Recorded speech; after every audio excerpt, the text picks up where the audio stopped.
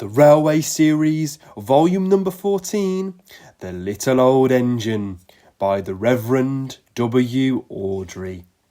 Dear friends, you remember in Four Little Engines that Sir Handel Brown, the owner, sent Scar Lowy away to be mended.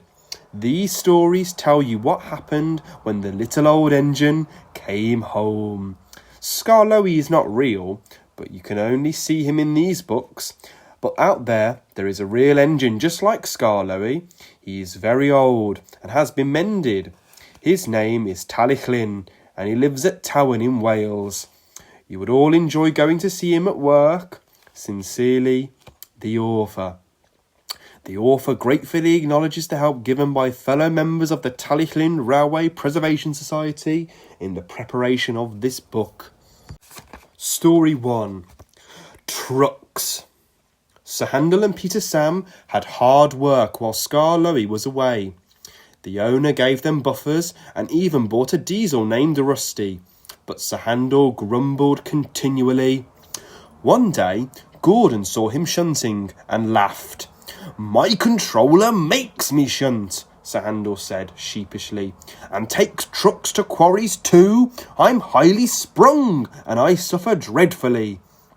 "Our controllers don't understand our feelings," sympathised Gordon. "Now, if you were ill," he winked, "you couldn't go, could you?" "Good idea," said Sir Handel. "I'll try it." "I don't feel well," he groaned next morning. There wasn't time to examine him then, so some of the trucks were coupled behind Peter Sam's coaches, and Rusty promised to follow with the rest. "Hee," sniggered Sir Handel, but no one noticed. They were all too busy. Peter Sam didn't mind the extra work. He left his coaches at the top station and trundled cheerfully through the woods. The trucks chattered behind him in an agitated way, but he paid no attention. It might have been better if he had. Slate comes from quarries high up in the hills. They travel down in trucks on a steep railway called an incline. Empty trucks at the bottom are hitched to a rope, and loaded ones at the top are hitched to one another. By their weight, loaded trucks run down the incline, pulling up empty ones.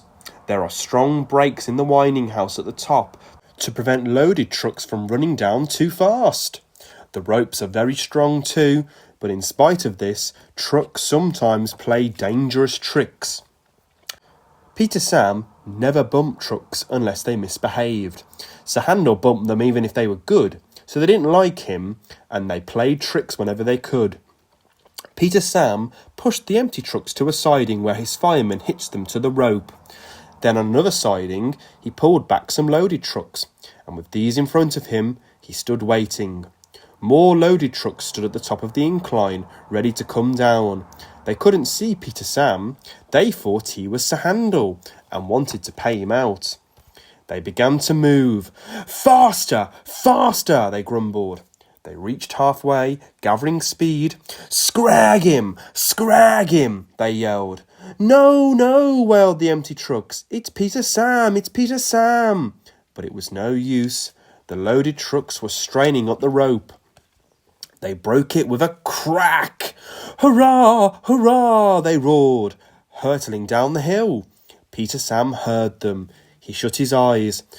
His driver and fireman crouched in his cab.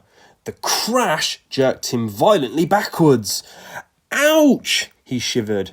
"I didn't expect a cold bath." The water poured from a channel smashed by flying slate. He was soaked from funnel to cab. "Peep, peep," he spluttered, and was glad when he heard Rusty's answering toot. "Bust my buffers," exclaimed Rusty. "What a mess! Never mind, Peter Sam, we'll get you out." He soon pulled him away from the water and the trucks. Peter Sam felt battered. His funnel was cracked and his boiler dented, but he was glad his driver and fireman were unhurt.